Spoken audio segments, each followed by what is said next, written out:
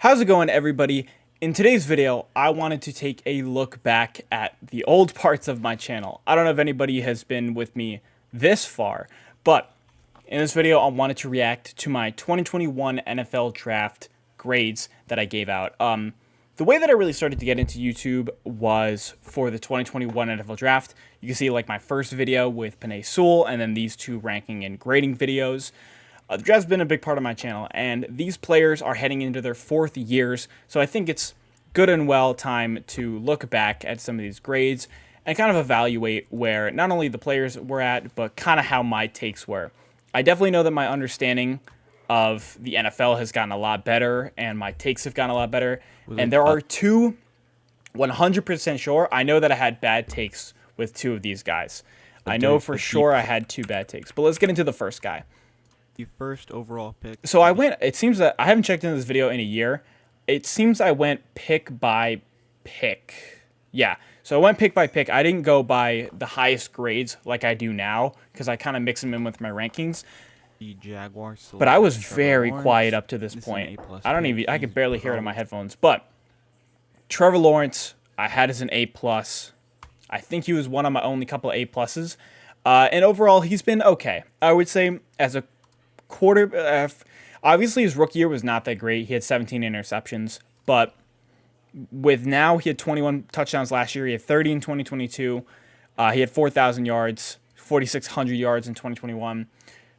I wouldn't put him in the A+ range, but I would put him in the A- range. I think he's. I don't think you can take him out of your top 15 quarterbacks. But I don't any player in this draft. Trevor Lawrence, number one. Let's go ahead to my number two guy, which is, if we're going pick by pick, it's Zach Wilson. Obviously, I am a big Jets fan, and Zach Wilson has not been very good. Obviously, he's now traded to the Denver Broncos, as you can see here. But look at these red grades. He was one of the worst graded players in all of football last year. He had a 46 grade. I'll try to zoom in a little bit here. Yeah, 46 grade here. 7 interceptions this year, 8 touchdowns. It's crazy how this year might have been his best year, 60 completion percentage, and he was pretty awful. But yeah, Zach Wilson is just what are you gonna do? He's not that great. Moving on. This is also an A+. Of course I gave that an A+. I mean, I'm a biased Jets fan, especially back in the day. Maybe not my bias didn't show more than it does now, but it definitely did show more. Good pick, A+ pick. And then Trey Lance, I had as an A-. I remember at the time. Trey Lance, number 3. I wonder what my take was about him. Player. He played at North Dakota State. North Dakota State. But at the same time, he is a really, really good player. I think at this point, like back in 2020, when was this recorded? 2021. Back during this time, I was not as knowledgeable about these players as like the guys I am now. So the length of me talking about these guys was a lot shorter because I basically just said either they're good or I disagreed with the pick and didn't kind of give more of a breakdown. But I forgot how I really viewed Trey Lance back in 2021. I think I liked the fact that he was like very athletic and he had a good arm. And he was good at South Dakota State, but obviously he has done quite literally nothing in the NFL. Was traded to the Cowboys for a 4th-round pick. And in 2021, he had 5 touchdowns, 2 interceptions, but then he got hurt. And he had a 57% completion percentage. Trey Lance was obviously not worth the 3rd overall pick. So A-, I would give that obviously an F now. And then Kyle Pitts was an A+. I know I really liked Kyle Pitts. He was my favorite tight end prospect before. Pitts was my favorite tight end prospect before Brock Bowers, who was in this year's class. And I remember I really liked him out of college. But overall in the NFL, he had a phenomenal rookie year. 1,000 yards. 1 touchdown. The touchdown numbers have just really never been there. But was hurt in 2022, and then in 2023, one of the worst quarterback groups in the league with Rattler and Heineke. But overall, man, he's still been good. He's had a low drop percentage his whole career. The only thing is just him at the catch point and as a blocker. He just doesn't. He gets subbed out in heavy packages. But other than that, Pitts has been solid, but obviously he has not Likely one been of an the A+ pick. Moving on to the number 5 pick, who Oregon was Bengals. Jamar Chase. So I remember this pick very vividly. This was the whole argument where it was Jamar Chase or Penei Sewell. And I really thought that the Bengals should have gone Penei Sewell. It didn't matter at this point. They're both all-pros, with Chase being a second-team all-pro, and then with Penei Sewell being a first-team all-pro in this year. But obviously Chase has been...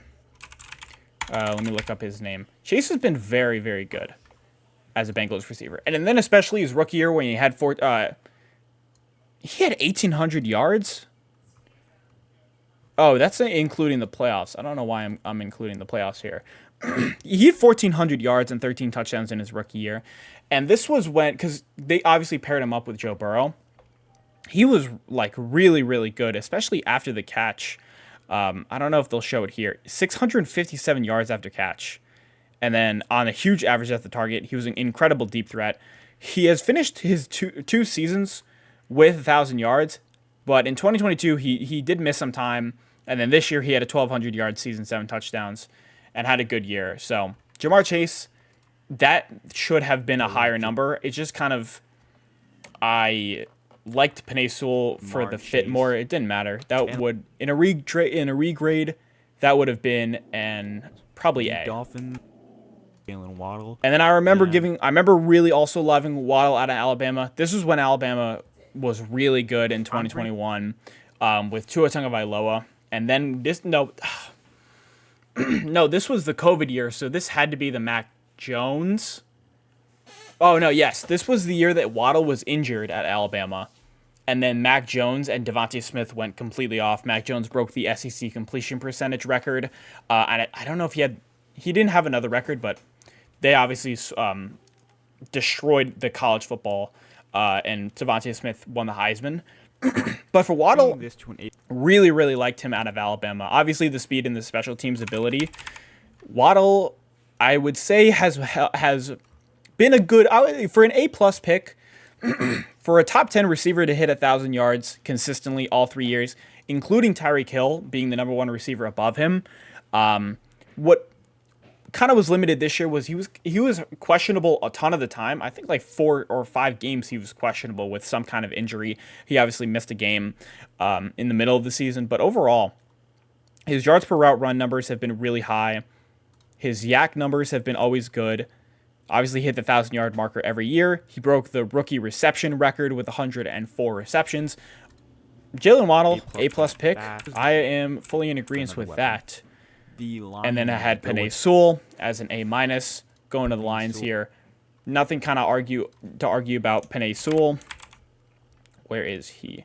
And then blocking. Nothing to kind of argue about Penei Sewell here.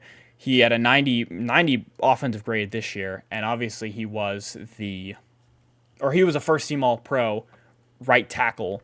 And the kind of question about him, and especially in his rookie year, if you can kind of see all the way down here, my face is in front of it, but look at these like lineman snaps. You see he kind of fit in as a left tackle more because he was a left tackle out of Oregon, played the majority of the snaps at left tackle in 2021 as a rookie, and then flipped to full team or to the right side full time, and just kind of look at his grades as he became a right tackle. Obviously had that athleticism and that size. Yeah, cool. Penei Sewell, I would regrade that now as an A+, because obviously first-team All-Pros are A+. All right, and then the Carolina Panthers. Wow, J.C. Horn. I'm surprised that I gave this an A. At the time, I remember liking J.C. Horn out of college, but obviously I don't know what's going on with PFF here or why it's not showing me his numbers, but I'll just go this way. In 2022, he was really locked down. Here it is. 52% passer rating allowed, 0 touchdowns to 3 interceptions. Horn was really good in 2022. Obviously, this year he was injured and didn't play the full season. But I had J.C. Horn in my top 10 cornerbacks for 2023, last offseason, basically. But yeah, J.C. Horn, go with maybe not an A, J.C. but Horn. for the Panthers, I mean, they had a bad year last year, but I would get redraft. I don't know if I would give that an Have to A, move but one of those corners. and then moving on to Surtain, I don't know why I didn't have a thing here, but it's right here. Pat Surtain, Safe. B plus. I don't know why I had Pat Surtain so low as well. I remember liking him out of Alabama as well because he just played very well. Where is Alabama? Let me go to. I forgot the reason kind of why I didn't love Surtain. I'm trying to jog my memory because he was really good. 90 defensive grade. He had a 66 passer rating allowed, with like not a lot of yards.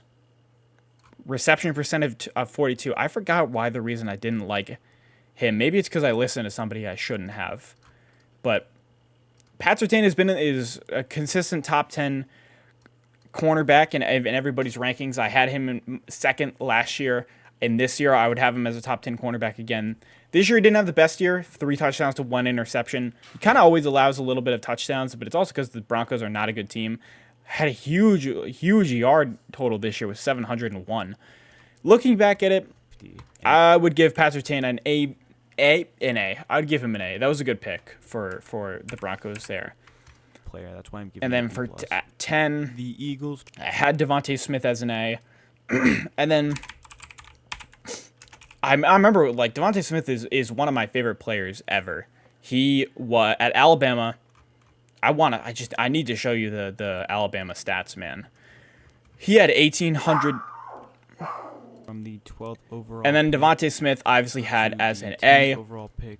I mean, I need to show you guys the Devontae Smith numbers, dude. He had a 95 grade, 95.6 receiving grade, 1,800 yards, 23 touchdowns, including the postseason. Yeah, he was 117 receptions. And this is in the COVID year, too. This was the COVID year when he won the Heisman. I mean, 150 passer rating when targeted. 4.39 yards per route run. Hold on, let me show you the number. Look at that, yards per route run. That's insane, man.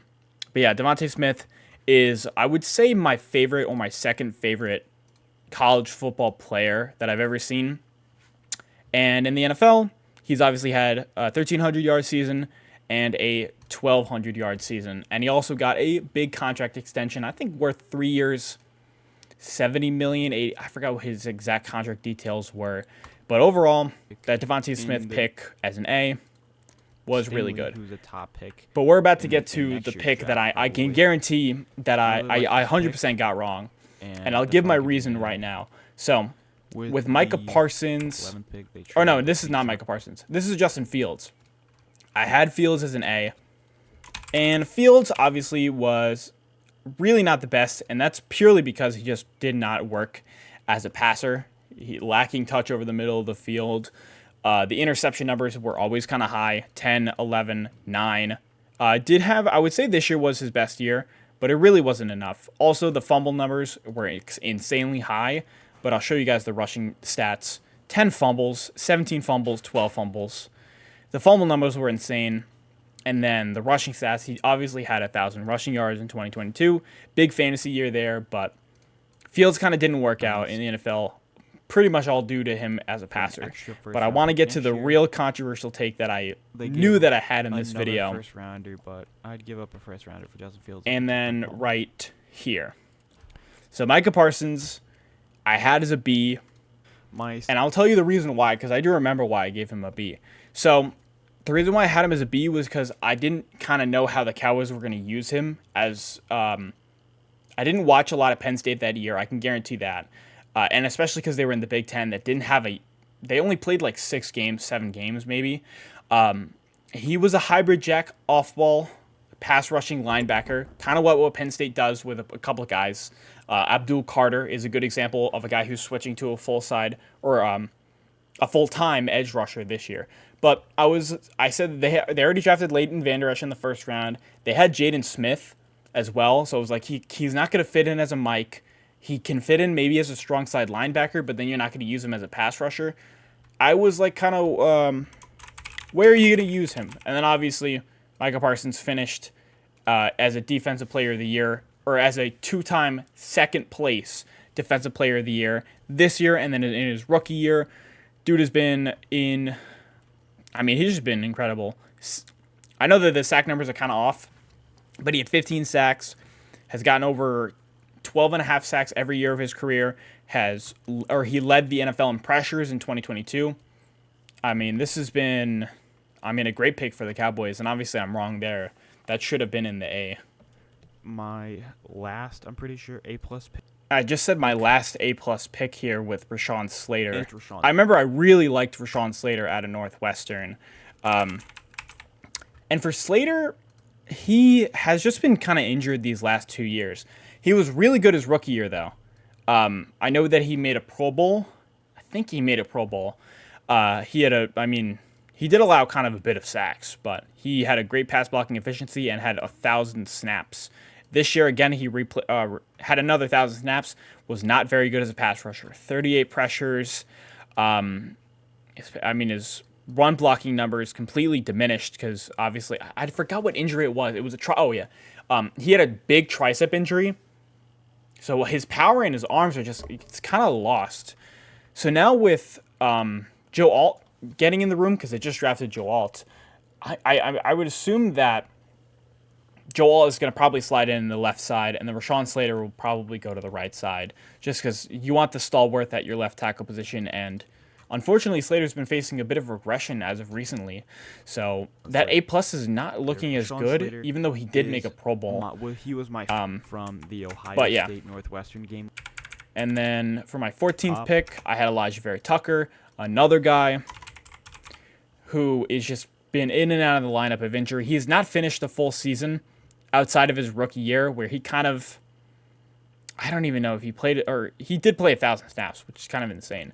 But in the last 2 years, he had a tricep tear, and then he had an Achilles tear in this year against both the games against Denver.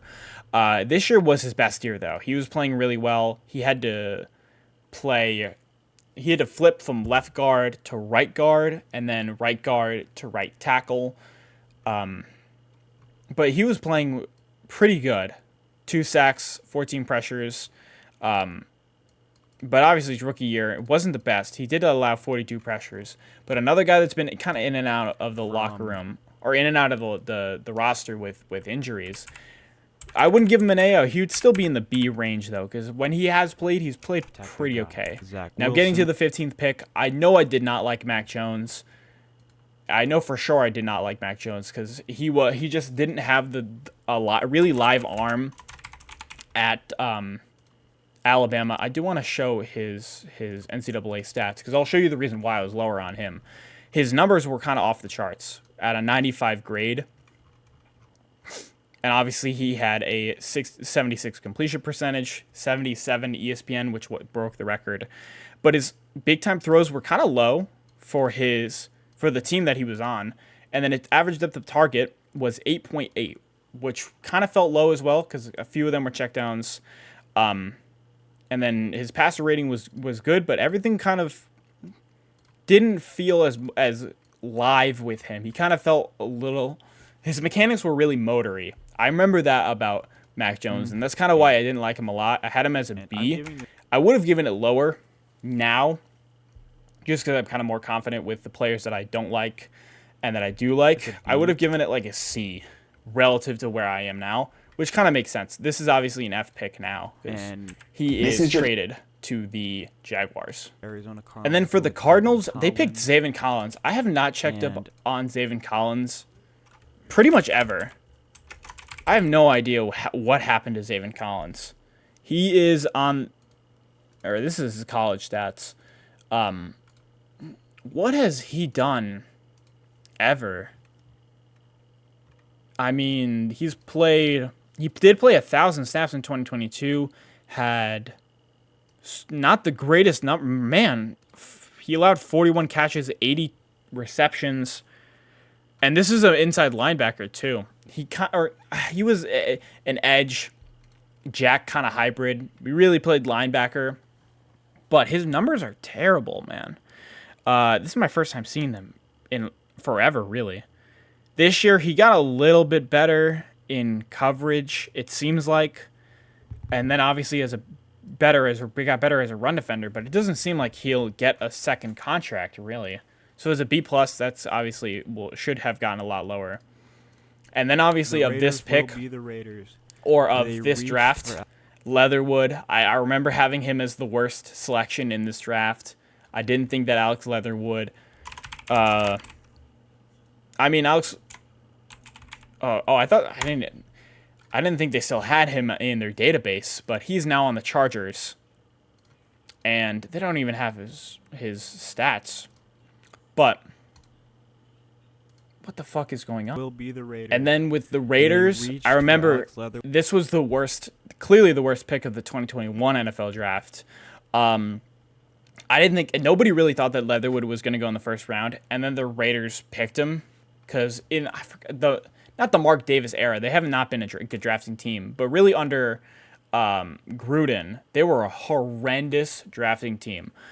In 2022, I have to go to this PFF one because they will not allow me to they will not show me his blocking stats. But he was awful. Did not play in 2022. In 2021, he had a 29 pass blocking grade. He allowed 8 sacks, which was the second most. And then this year, he just didn't play. And he signed with the Chargers, but I just don't foresee him getting any playing time, really. He played left tackle, got demolished. Then he tried to move to the guard, and then the Raiders just flat out cut him. So a C-. That's So it's- obviously an F now, because he's on his third team, but that was an F. But I was correct. That was my worst pick of the draft, and that made a lot of sense. Dolphins. Jalen Phillips, an A-. This is actually a perfect Jalen Phillips. That was actually a perfect grade, I would say. Jalen, I spelled it wrong. But dude, Phillips did unfortunately tear his Achilles this year. But he was having a good year. He had 7 listed sacks. It was lower on ESPN. But he had 77 pressures in 2022. He had a really good year. Was a 90 pass rushing grade, as well as the sack numbers. He had really 7. I know it's listed at 10, but he had 7 in 2022.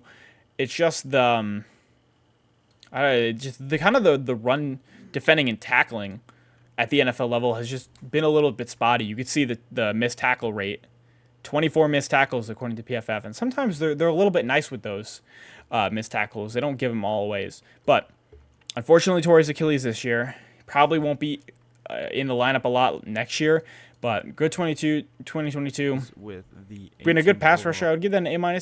That's a fine pick. With the 19th And then overall pick to the Jamin Washington Davis. Jamin Davis. Again, another guy I have not checked in on. Jamin Davis. What has he done?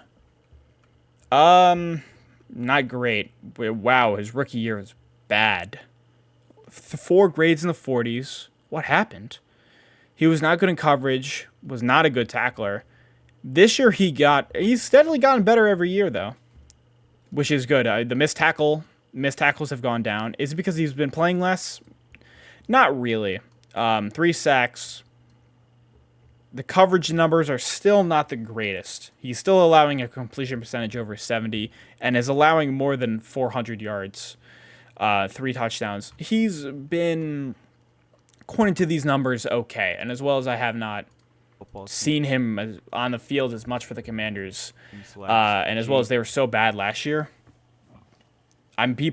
I would give that kind of like a C now. But it's still. And then I know who's coming next. It's Kadarius Toney. Giants traded I remember I didn't love this pick all that much too, back. because I didn't love the Giants draft this year either. And obviously Kadarius Toney is just flat out not on the Giants roster anymore. He is on the Chiefs. Has somehow won 2 Super Bowls with them. He obviously scored a touchdown in the game in their Super Bowl in 2022. That was really the game that he helped win. He did score a touchdown with them, 200 yards. He just has not done anything for his career. And the most important thing is just the drops. 9.2 career drop percentage and 9 total drops. Especially like against Detroit. He had 2 drops in this game too. He has been From 11. not a great pick. And I remember not liking this pick, but being a little bit generous with the grade.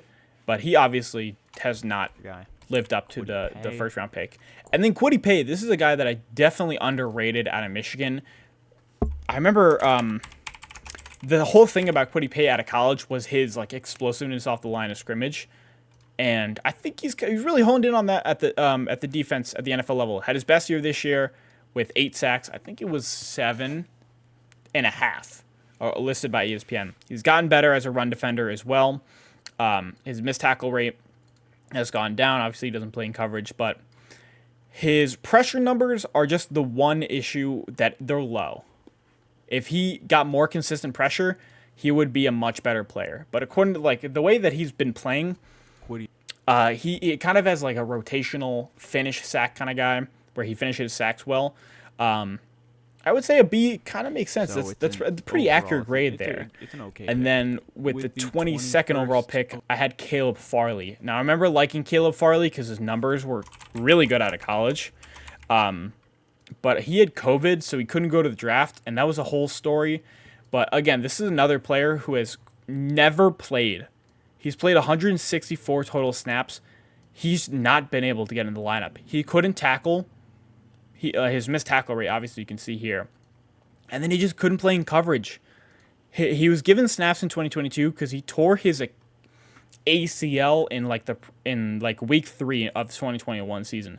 Came back and was a complete, he allowed 2 touchdowns and had a passer rating allowed of 150 with a completion percentage allowed of career of 72. Overall, He just could not crack it at the NFL. I remember liking him because his numbers were really good and he had good interception numbers at college, but he was just, he didn't work out. at 23. And then Christian Darrisaw, this was a really, I had this grade as an A because a lot of draft talk on Twitter on draft night was that the Vikings got a really good deal for the AVT trade because it was Christian Darrisaw.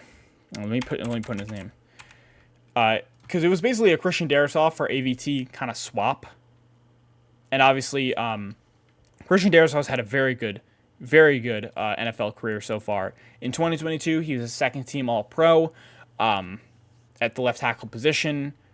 The only issue with him so far has been the sack numbers, but kind of opposite to that, his pressure allowed numbers have always been pretty good. This year was the worst, I would say, year of his career. He allowed a lot of hits, but again, he played the most snaps of his career, and the quarterback room was kind of all over the place, as well as he played with a lot of rushing quarterbacks that deviated a lot to the left side. So this year was his worst, but again, he has been pretty good at the NFL level. Maybe not at an A level, but I would say an A minus for sure. So here's where And then with the 24th pick, Najee Harris, I didn't love this pick as well. I really liked Najee in college football because obviously he was a phenomenal college football running back. What I didn't like was the fact that he was drafted in the first round, basically. I remember in 2021, I was big on you can never draft a running back in the first round. That was the philosophy I kind of came into that because the 2019, 2020 years were the last years that running backs were really, I would say, not really great, but when there were a lot of really good running backs. Now it's kind of like 2 or 3 that are the kings. But he's had 3 1,000-yard seasons. Even if I gave him a C+, he's had 3 1,000-yard receivings, or 3,000-yard years, as well as his efficiency has not been great. I understand that with a career yards per carry of 3.9 and kind of the touchdown, he doesn't work as well as on the goal line as I thought he would. But 3,000-yard seasons, he's good after contact, especially. Pretty much it's kind of where he gets all of his yards. But his speed he has 0 NFL second gear. But again, C+, if you can say that, because he does take snaps from Jaylen Warren, who's so much better than him. But maybe he's a little bit. I would say he's a little bit better than a C-, maybe a B+ kind of. And then Travis Etienne, again, the same thing I talked about. I said that you could not draft running backs in the first round. And the same thing with Etienne. I'll try to find him here. Right here. The same thing with Etienne is just the efficiency has been kind of off. he was really good in 2022 because he had a Lisfranc injury that stopped his rookie year, and then he came back really good with his 2022 with 1,200 yards. But then this year, the efficiency, 3.8 yards per carry, did have 11 touchdowns and did have a lot of good receiving volume, but only 1,000 yards on 3.8 yards per carry. Not the greatest after contact, 2.38 or 2.89, 8.7 yards. Good receiving option.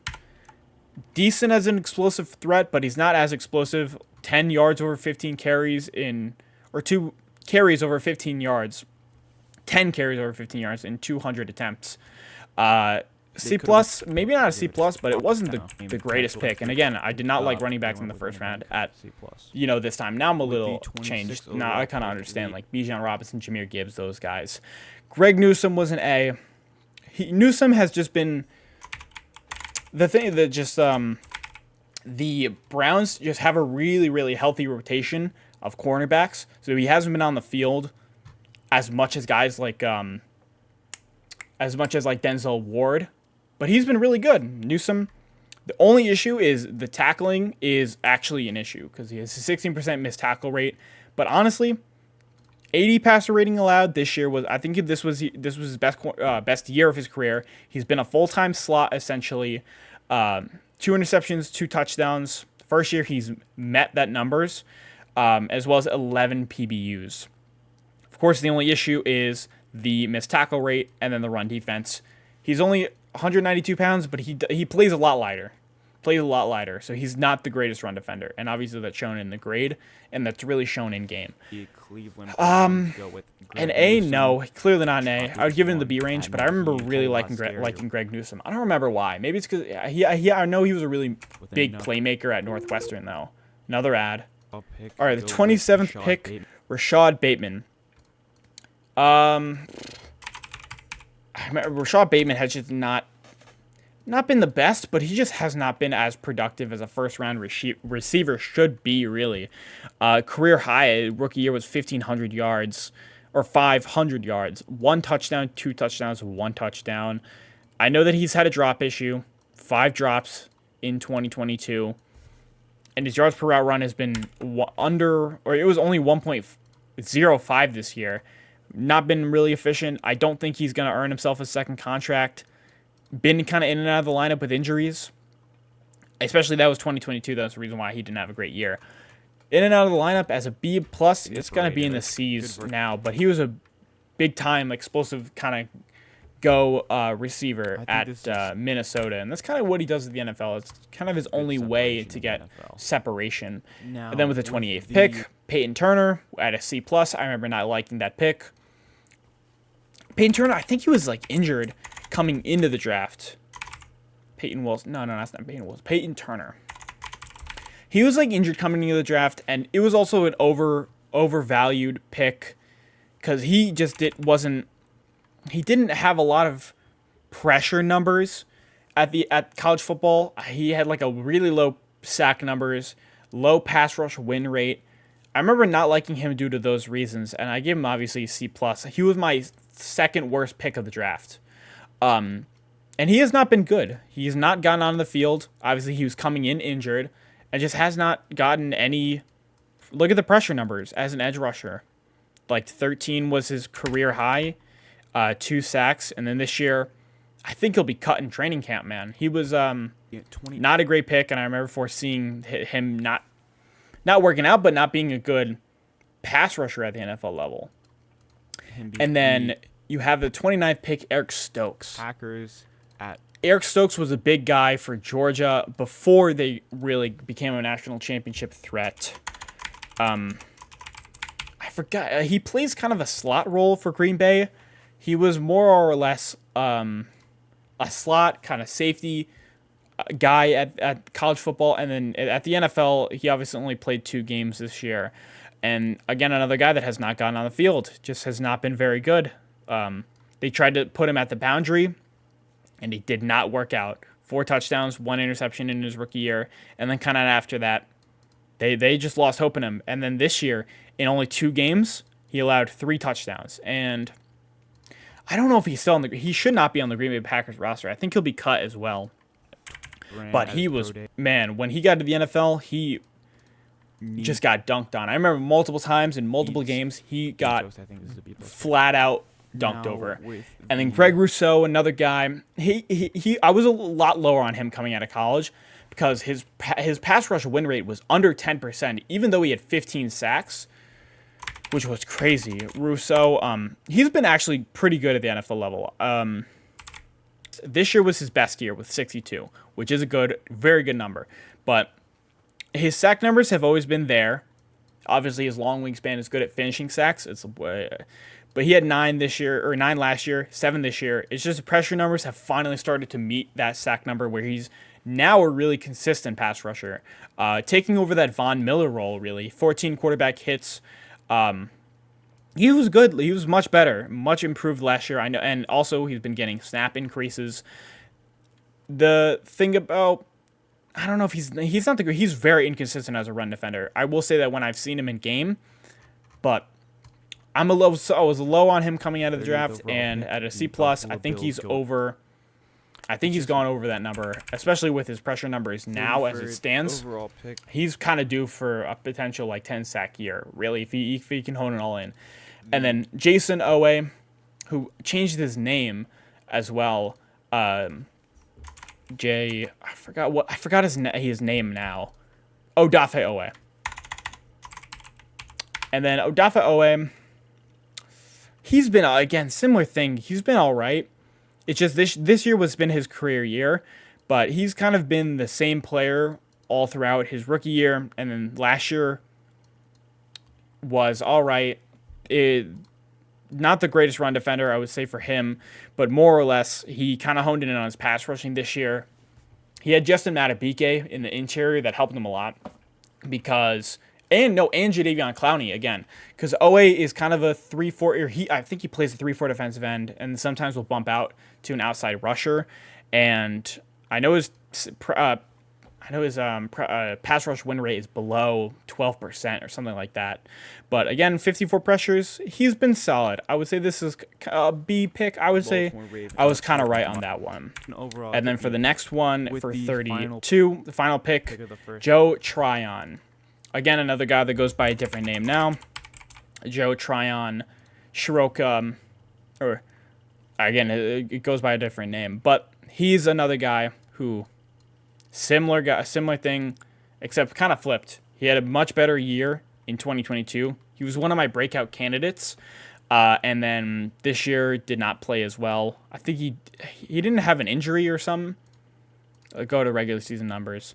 But he was a lot more inconsistent this year, outside of a good game against Carolina. But yeah, that will do it for the 2021 NFL Draft Review. I would say I can guarantee you that my worst pick was Micah Parsons. I know for sure that I was a lot lower on him than I should have been.